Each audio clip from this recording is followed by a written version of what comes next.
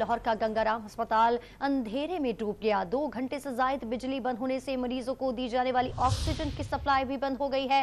गुर्दों के वार्ड में बिजली न होने से डायलिसिस मशीनें भी बंद हो गई हैं। इसी पर बात करते हैं डॉन न्यूज के नुमाइंदे नौमान लियाकत से। नौमान, बताइएगा बिजली बंद होने की वजह क्या है और बहाली के लिए अब तक क्या इकदाम किए गए हैं? जी देखें, निगरान वज़ीर-ए-आला पंजाब का सबसे ज्यादा फोकस सरकारी अस्पतालों पर है, लेकिन ये सर गंगाराम अस्पताल जो है वो अंधेरे में डूब गया है। इंतजामिया की नाअहली से अस्पताल में जो बिजली का निजाम है वो जवाब दे चुका है। 2 घंटे गुजर चुके हैं, बिजली अब तक बहाल नहीं हो सकी और जनरेटर भी काम करना छोड़ चुके हैं।